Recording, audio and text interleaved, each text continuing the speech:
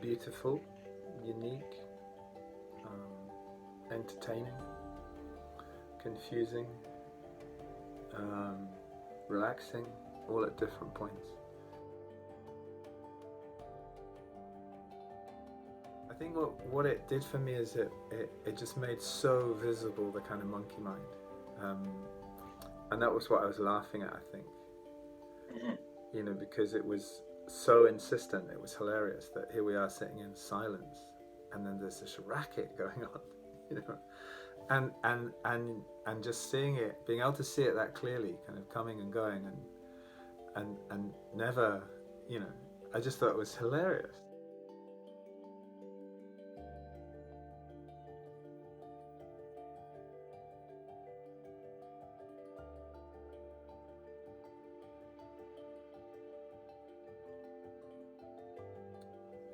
And then getting really interested in when and where do the words come, in the words in my head. And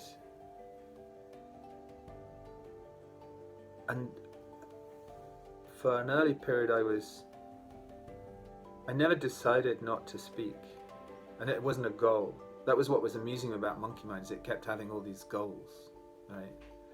What about if you do this, and then you tell John this, and afterwards he'll do that, and all that stuff. So that was what was amusing. So I didn't have that as a goal. But early on there was definite difference between, in each moment, choosing not to speak. I will choose not to speak now. I'll choose not to speak now. I'll choose not to say that. That doesn't need saying.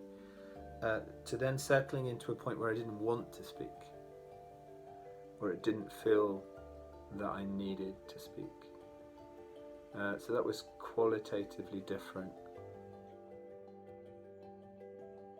And here I had a very palpable sensation of energy, and it was kind of like, I'm not, if I do that, then my energy's going away, and I want this. I want this for me, not for me actually. No, I want this for that which I am engaged with.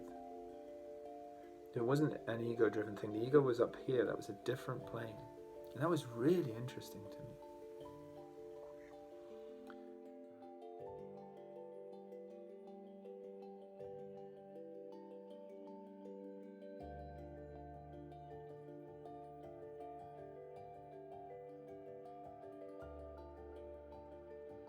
My mind was scurrying downhill with a rush and an excitement of energy about something, like chasing a rabbit, but not,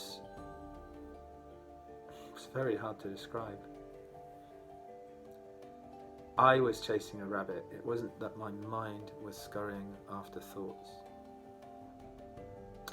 And so I could feel the sort of downhill motion, and I let myself go with it, and that was energizing and exciting. So that was in the quiet time after the laughter. There was the chattery time, and then the laughing time, and then the quiet time. That's how it felt to me.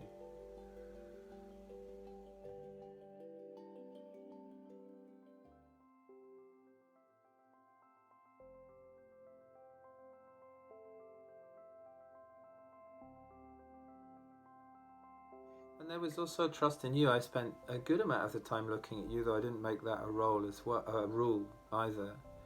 But it was like a mantra, you know, was meeting your gaze in so much as it's possible via this technology. And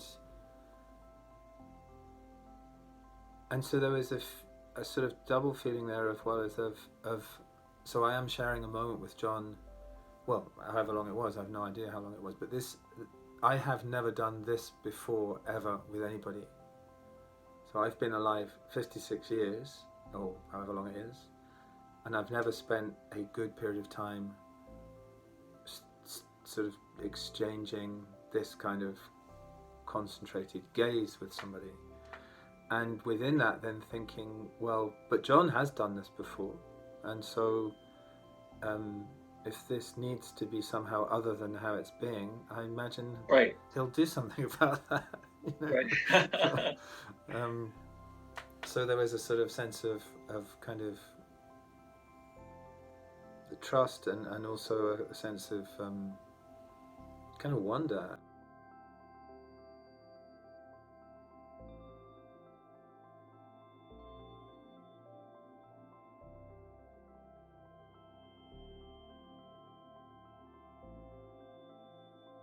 The experience made me feel how much is how close at hand. And it's right there, but we're so rushing around, skating around, and we skim by it the whole time, and it's just right there. And I sort of came together, and I thought at one point, oh my goodness, I mean, this is a cliche, but it acquired a new roundness for me, which was that my experience of life is almost entirely of wanting to be somewhere else, or somewhen else. Even if it's like, oh, I fancy a cup of tea. I've already moved myself into the desire and the acting of the getting of a cup of tea. And there was a period there with a bird twittering and a car door shutting where I thought, this is my life right here. This is it. Can I be with it, you know?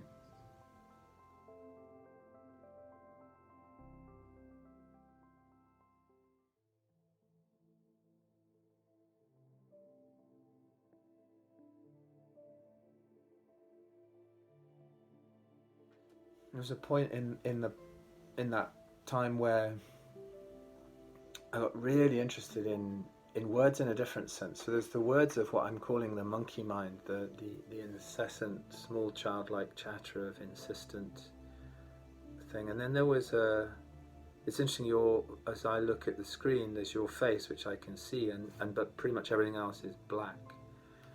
And that blackness seemed beautifully kind of pregnant almost, so that I felt that I thought, gosh, if I could find myself in this space when writing, it felt like there wouldn't be very many words floating around in this space, but the noisy ones would have died away, and the ones that I could kind of, oh, there's one. That's how it felt, that I could see them clearly and cleanly and choose few, because there were few, because the space was clean. And I thought to myself, oh, this is amazing. This is perhaps all I have to do.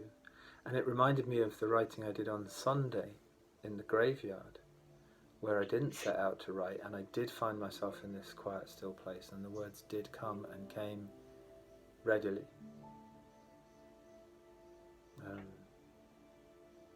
One particular phrase just immediately appeared and landed on the page and stayed there, and turned out to be a very strong, powerful image. This is the image of the stone arch, and the phrase was, there are stone arches littered throughout our lives, and that rarely happens in my writing process.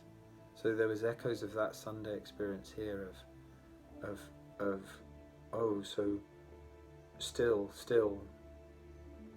yourself, still, and then things will come, and fewer things will come, but they will come more. It's interesting, I keep using the word cleanly.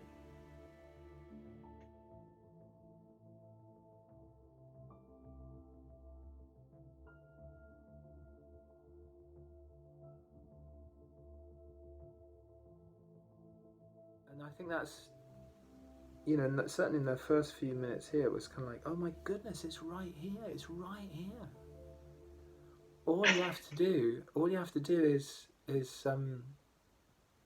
let it come. All you have to do is be there for it. So it's not nothing, actually. It's almost nothing, but it is right there. And I can't help but gesture. It's like I feel like I can touch it, Amazing. very glad to have done that, John. Beautiful. Thank you, Rob. Everyone is a privilege to connect in these filmings, so it's a great adventure for me